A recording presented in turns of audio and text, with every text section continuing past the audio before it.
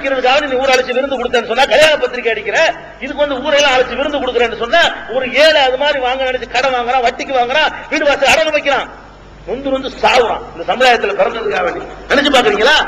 இஸ்லாம் சொல்லாத ஒரு காரியத்தை நீங்க செய்து சமுதாயத்துக்கு சுமை ஏற்படுத்துறீங்க. யார் காரணம்? பொம்பளை பேர் வச்சா அல்ல குர்ஆன்ல சொல்லி காட்டுறான்.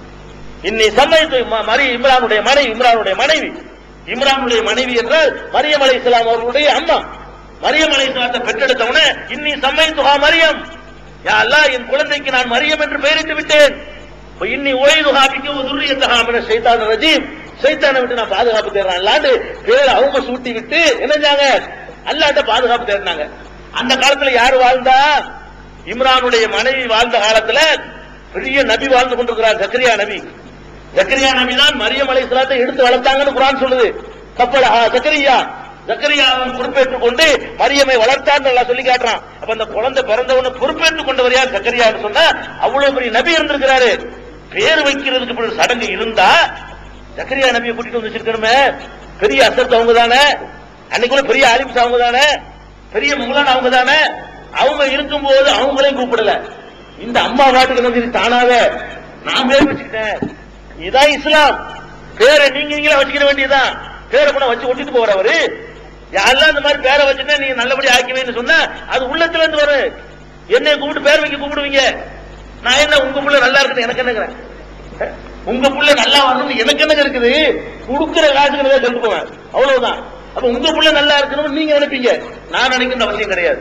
நான் எத்தனை நோக்கத்துல வருவேன். அப்ப நீங்க உங்க புள்ள நல்லா இருக்கணும்னா இதயத்துல அது நல்லா இருக்கணும். யாருலா குழந்தை ஆம்பளை பிள்ளை கொடுத்த, பொம்பளை பிள்ளை கொடுத்த, அது இந்த மாதிரி ஆக்கி வை, ஆயிஷா மாதிரி ஆக்கு, அபூபக்கர் மாதிரி ஆக்கு, உமர் மாதிரி ஆக்குன்னு நீங்கள் யார நினைக்கிறீங்களோ அந்த மாதிரி சொல்லி கேளுங்க. அது மார்க்கத்தில் அனுமதிக்கப்பட்டது இருக்குது. அதுக்கு இறைவட்ட ஒரு வெயிட்டும் இருக்கு. இதயத்தில் வரக்கூடிய பிரார்த்தனைக்கு வெயிட் இருக்கிறது. சுன்னத்து பண்றீங்க, சுன்னத்து பண்ற ஃபங்க்ஷன் மார்க்கத்தில் இருக்கு. சுன்னத்து பண்றதுக்கு ஃபங்க்ஷன் இருக்கா? அத ஒரு கல்யாணம் நினைக்கிறீங்களே, உங்களுக்கு சுன்னத்து கல்யாணம் தெரியுங்களேங்க, ஊர்ல அப்படித்தானா? சுன்னத்து கல்யாணம், கல்யாணம் அது சுன்னத்து கல்யாணமா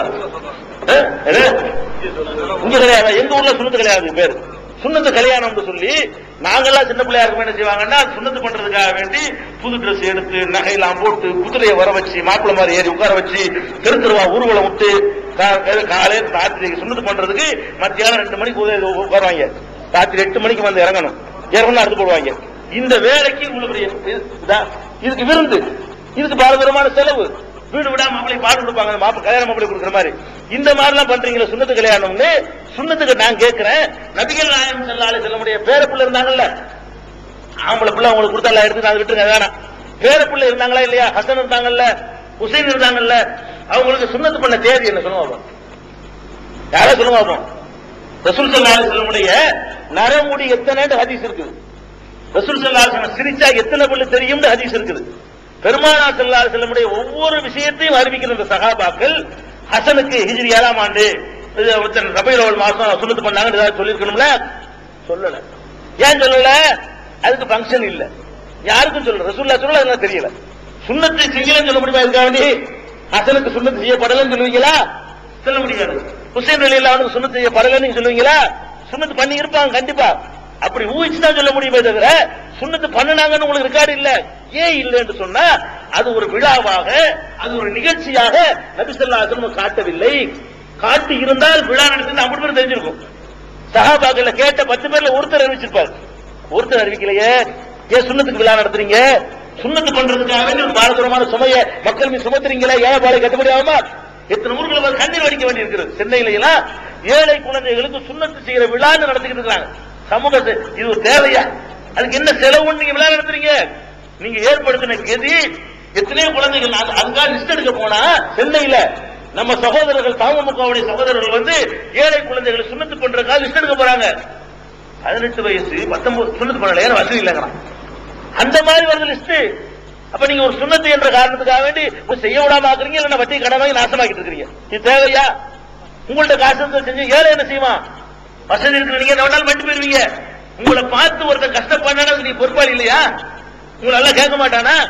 மன்சன்ன சுன்னத்தன் செய்யத்தன் புலகு விசுருகா விசுருமன் அமிலமிகா. ஒரு தீய நடைமுறையை யார் சமுதாயத்தில் உற்பத்தி செய்கிறானோ அந்த குற்றம் அவனை சேரும். அதை பார்த்து கெட்ட 50 பேர் குற்றமும் சேரும். இது வேணுமா உங்களுக்கு? இது மாதிரி பண்றீங்க. அது பொம்பளை புள்ள வயசுக்கு வந்து அது விழாவா?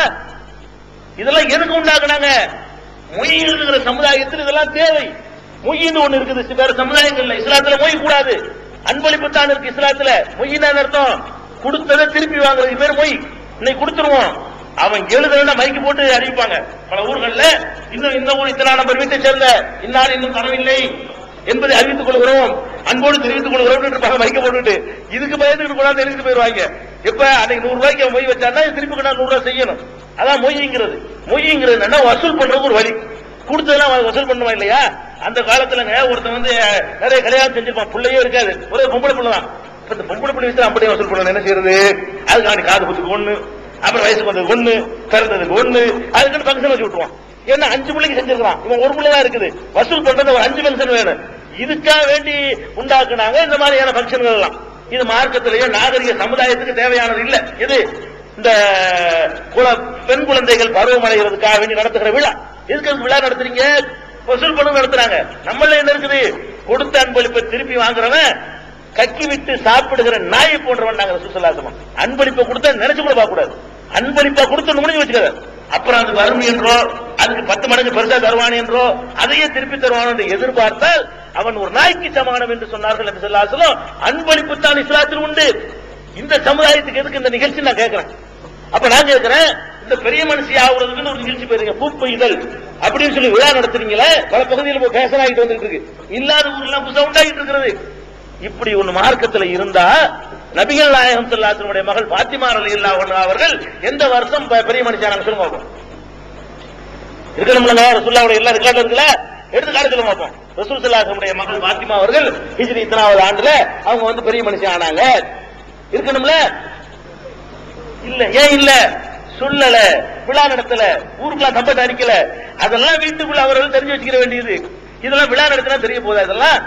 இதெல்லாம் என்ன பொம்பளை வயசு என்ன அர்த்தம் சொல்ல வர்றீங்க நீங்க? அதை கூட அசிங்கப்படுத்துறது நினைக்கிறீங்களா? என்ன பெரிய தத்துவம் சொல்ல போறீங்க இதுல? இது மாதிரியான விழாக்களை பண்ணிக்கிட்டு இருக்கிறீங்க.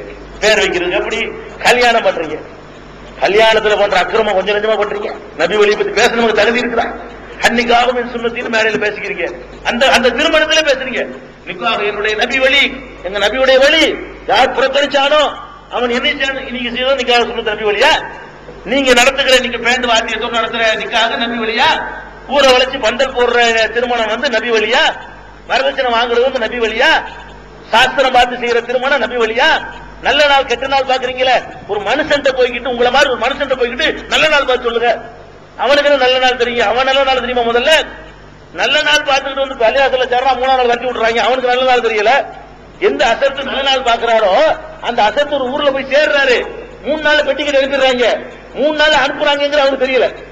அவர் ஒரு நல்ல நாள் பார்த்து சேர்ந்து ஒரு 25 வருஷம் கொட்டப்பட வேண்டியதானே? ஒரு ஊர்ல போய் இமாமா சேரும் பொழுது அவருக்கு ஒரு நல்ல நாளை பார்த்து சேர்ந்து ஒரு 50 வருஷம் வண்டி ஓட்ட வேண்டியதானே? இல்ல, நல்ல நாள்லாம் மனுஷனுக்கு கண்டுபிடிக்க இயலாது. நாலு நல்லது கெட்டதெல்லாம் கிடையாது. அந்தந்த மனுஷனுக்குள்ள விதி நடக்குமே தவிர எனக்கு நல்லது நடக்கிற அன்னைக்கு இவருக்கு கெட்டது நடக்கும். இதான் உலகத்து நியதி. இந்த மழை வந்து உங்களுக்கு கெட்டது, நீங்க இதை விவசாயியோட சந்தோஷமா இருக்கும் தெரியுமா? ஆளாளுக்கு மாறும் நல்லது கெட்டதுங்கிறது. வெயில் அடிக்கும், உங்களுக்கு கெட்டது, நீங்க உப்பு வியாபாரிக்கு பயங்கர சந்தோஷமா இருக்கும். வழங்குதா? மழை பல மாசத்துக்கு பிரச்சனை இல்ல, உப்பு கசியாது, நிறைய உப்பு உற்பத்தி ஆகும், நிறைய மூட்டை மூட்டை அல்லலாம், அவங்க சந்தோஷமா இருக்கு. வெயில் அடிச்சா ஒருத்தனும் சந்தோஷம், மழை இருந்தா என் வீட்டுல கல்யாணத்தை எனக்கு சந்தோஷம், ஒரு வீட்டுல ஏழை உண்டு அவனுக்கு கவலை. இதான் நடக்குமே தவிர எல்லாருக்கும் நல்லதா ஏற்பட்ட ஒரு நேரத்தை சொல்லுங்க. உலகம் படைக்கப்பட்டதுல இருந்து, உலகம் படைக்கப்பட்டதுல இருந்து இந்த 2002 வரைக்கும் இந்த நாளில் ஒரு மனுஷனுக்கு ஒரு கேடு வரல சொல்லுவோம். அப்புறம் நல்ல நாள் எந்த நாளா இருந்தாலும் 10 சாவு இருக்கு, 10 நோய் இருக்கு, 10 நஷ்டம் இருக்கு, 10 லாபம் இருக்கு, 10 இழவு இருக்கு. இதான எந்த நாளா இருந்தாலும் இருக்கு. எந்த நல்ல நாள்? எந்த மார்க்கத்தை உண்டாக பாக்குறீங்க? சில்கல் ஐயாமும் நுதாவில்ஹா பைனன்னாஸ். இந்த காலச்சக்கரத்தை நாம் மக்களுக்கு மாறி மாறி சுழல செய்கிறோம். மேல போன கீழே போவான், கீழே உள்ள மேல வருவான், நாம் சுழல செய்கிறோம். லாத்து சுப்பு தகர, காலத்தை ஏசாதீர்கள், கெட்ட நாள் என்று சொல்லாதீர்கள் சொல்றாங்க. பைனல்லாஹ் ஹுவ தஹ்ரு, அதை இயக்குறவன் அல்லாஹ்.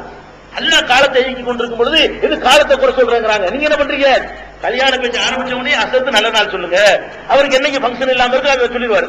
ஏற்கனவே 10 வீட்டு கல்யாணம் கொடுத்துருப்பார்ல, உங்க வீட்டுல சாப்பிடணும்ல, பாப்பாரு டைரியில எந்த தேவையில கல்யாணம் இல்லாம இருக்குதோ அது நல்ல நாள் உங்களுக்கு. இதான் சொல்ல முடியுமே தவிர அவர் என்ன நல்ல நாள் சொல்லுவாரு? நல்ல நாள் பார்த்து கல்யாணம் பண்றீங்க, ஆரத்தி எடுக்கிறீங்க, ஆட்களை வச்சு இது பண்றீங்க, மஞ்சள் தண்ணி ஊத்திட்டு ஆரத்தி, இதெல்லாம் எந்த மார்க்கத்தில் உள்ளது? ஊர்வலம் விடுறீங்க, குதிரை ஊர்வலம் விடுறீங்க, பேண்டு வாத்தியம் விடுறீங்க, தாலி கட்டுறீங்க. இஸ்லாங்கிற எந்த இஸ்லாத்துல தாலி கட்டுறது இருக்குது? எத்தனை பண்ணிட்டு இருக்கிறீங்க? உண்மை அது எது இஸ்லாத்துல பார்ப்போம். நீங்க திருமணத்தில் செய்யற காரியத்துல எது இஸ்லாம்? உன் மகளை அல்ல என் மகளை உனக்கு மனமுடித்து தருகிறேன் ஒப்புக்கொள்கிறாயான்னு கேட்கிறாங்களே, அது ஒன்ன தவிர எது இஸ்லாம்? நீங்க நடத்துற திருமண நிகழ்ச்சிகள்ல அது ஒன்ன தவிர 99 காரியங்கள் பொய்யா இருக்குது, மார்க்கத்தில் இல்லாத இருக்குது. ரசூல் ஸல்லல்லாஹு அலைஹி வஸல்லம் உங்களுக்கு சொன்ன வழிமுறை என்ன? எளிமையான திருமணம் தான் அல்லாஹ்வுக்கு விருப்பமானது. 500 ரூபாயில திருமணம் நடத்தணும். அப்ப நல்ல ஏழை பாறைக்கு பாதிக்காது. உங்களை பார்த்து தானே எல்லாம் கடன் வாங்கி வச்சு கல்யாணத்துல நாசமா போறான். அது காயல் 5 குழந்தை 5 பொம்பளை பத்து அரசனை ஆண்டிங்கிறான். காயல் போட்டதுக்கு 2 போதும் ஆண்டி ஆகுறதுக்கு. எங்க ஊருக்குள்ள 5 பத்தா தான் ஆண்டி ஆகும். உங்க ஊருக்கு 2 பத்தாந்து வைங்க, 2 வீட்டுக்கு வைங்க போவான். அதோட ஆள் போட்டி ஆயிரும். இதான் உங்க ஊர் நிலைமை. இது கொஞ்சமா யோசிக்கிறீங்களா? கொஞ்சம் கூட வெட்கம் இல்லாம கேட்கறீங்க. வீடு தெரியா? வீடு போய் வாழ்றீங்க, நீங்க போய் வாழ்றீங்க, பெண் வீட்டுல போய் வாழ்றதுக்கு தயாரா இருக்கிறீங்க. ஏன் உடைக்க மாட்டேங்கிறீங்க? ஏன் இஸ்லாம் யூனிஃபார்ம் உலகத்துல ஒரே மாதிரி ஊர் தனி இஸ்லாமா? அப்ப என்னன்னு கேட்கிறேன், உலகத்துல ஒரே மாதிரியான ஒரு மார்க்கத்துல வந்துட்டு எதுக்கு இப்படியான ஒரு வழிமுறை கேட்கறீங்க? அப்பட்டமா கேட்கறீங்க. பெண் வீட்டாக்க போய் நகையை கேட்கறீங்க, அதை கேட்கறீங்க, சொத்தை கேட்கறீங்க. நாங்க ஒண்ணு கேட்கறோம், நீங்க டோட்டலா போயிருக்கீங்க. இது எந்த மார்க்கத்தில் உள்ளது சொல்லுங்க பார்ப்போம். கணவன் மீது எல்லா பொறுப்பும் சுமத்தப்பட்டிருக்கு இஸ்லாத்துல. மனைவிக்கு வாங்குற ஒரு ட்ரெஸ் அவன் தான் எடுத்து கொடுக்கணும், சோறு அவன் தான் போடணும், மஸ்கன் குடியிருக்கிற இடம் அவன் தான் கொடுக்கணும், எல்லாம் அவன் மீது சுமத்தப்பட்டிருக்கும் போது நீங்க பொறுப்பை தட்டி கழிச்சிட்டு போனீங்கன்னா அது எப்படி இஸ்லாமா இருக்கும்? இந்த கல்யாணத்தை போய் அன்னைக்கு சுண்ணத்தின்னு என்ன செய்றீங்க சொல்லிக்கிறீங்க. அதுக்கு ஒரு பெரிய துவா 1.5 மரத்து போதுறீங்க. கல்யாணம் சொன்னா செய்றீங்க, அது பெரிய பிரம்மாண்டமான துவா, அப்பதான் காசு கொடுப்பாங்கிறதுக்காக வேண்டி பெரிய துவா அல்லாஹும்ம அல்லி பைன உமா பைன ஆதம ஹவ்வான்னு ஆரம்பிச்சு உலகத்தில் உள்ள காயல் பட்டத்துல எக்ஸ்ட்ரா ஃபிட்டிங்லாம் ரொம்ப இருக்குது. வேற ஊர்ல ஒரு 40 சொன்னா ஊர்ல ஒரு 60 சொல்றாங்க. அவ்வளவு ஜாஸ்தியா புதுசு புதுசா பாரிசாலும் ஊர்ல மட்டும் உள்ளது. வேற ஊர்ல சொல்ல மாட்டாங்க, சில நபிமார்கள் தான் சொல்லுவாங்க அவங்க குறிப்பிட்டு. நீங்க என்ன பண்ணி ரொம்ப பிடிச்ச ஊரா இருக்கிறதுனால ஒவ்வொரு நபியையும் சொல்லி அவர் கொண்டாடி நீங்களா கற்பனை பண்ணி நீங்களா கல்யாணம் பண்ணி வச்சு அவங்கள கூட வாழ சொல்றீங்க. நூவுக்கு பாரிசான் கொண்டாட்டி உங்களுக்கு யார் சொன்னா? இந்த குர்ஆன்ல இருக்குது இல்ல. ஐயூபுக்கு ரஹீமா கொண்டாட்டி யாரு உங்களுக்கு சொன்னா? பையன் ஐயூபு ரஹீமான் படிக்கிறீங்களா? ஐயூபு ரஹீமா வாழ்ந்ததை போல வாழ சொல்றீங்களா? ஐயூபு நபிக்கு குர்ஆன்ல ஆதாரம் இருக்குது. அவர் மனைவி ரஹீமான் குர்ஆன்ல எங்க இருக்குது? ரசூலுல்லாஹ் சொன்னாங்களா உங்களுக்கு? வேற பேரா இருந்தா அல்லாஹ் போய் கேட்க மாட்டானா? ஏன்டா இன்னொருத்த பொண்டாட்டி ஏன்டா அவர் பொண்டாட்டி சொன்னா கேட்க மாட்டானா? ரஹீமான் பொண்டாட்டி இல்லாட்டி அல்ல கேட்பானா இல்லையா? அவருடைய மனைவி ரஹீமா இல்லைன்னு சொன்னா நபிமார்கள் மீது பழி சொன்ன குற்றம் வருமா வராதா? மூசா சபுரான்னு துவா செய்றீங்க. மூசாவுடைய மனைவி சபுரான் எந்த குர்ஆன்ல இருக்குது? எந்த ஹதீஸ்ல இருக்குது? ஆதம் இருக்கு, ஹவ்வா இருக்குது. அது ஆதம் குர்ஆன்ல இருக்குது, ஹதீஸ்ல ரசூல் ஸல்லல்லாஹு அலைஹி வஸல்லம் ஹவ்வா சொல்றாங்க. ஓகே. இப்ராஹிம் நபியுடையது ஹாஜர் இருக்குது, சாரா இருக்குது, அதுக்கு ஆதாரம் கிடைக்குது. ஓகே. மீதி சொல்லு நீங்க சொல்ற அம்புக்கு எங்க ஆதாரம் இருக்கு? உனக்கு ஆதாரம் இல்லையே. எல்லாம் நீங்களா தான் கட்டிக்கிறீங்க. சாலிஹ் நபி இந்த சாலிஹ்லாம் வரக்கானா 20 நபிக்கு எல்லாம் போட்டா போட்டு கொஞ்ச நாள்ல வந்துடும். சாலிஹ் நபி சொல்றேன், ஹூத் நபி ஏதாவது பேரை போட்டு விடுங்க. ஆமா நம்மளா சொல்றாங்க பையன் ஹூத் ஒரு சமிஹான்னு சொல்ல வேண்டியதானே? வந்தாலும் வந்து பதில் கொடுத்துறோம்ல. இதெல்லாம் மார்க்கத்தில் உள்ள துவா இல்ல. அவங்க போல உங்களுக்கு வாழ முடியாது. ஆதம் ஹவ்வாவை போல உங்களுக்கு வாழ முடியாது. அவங்க எல்லாம் இறை தூதர்கள்.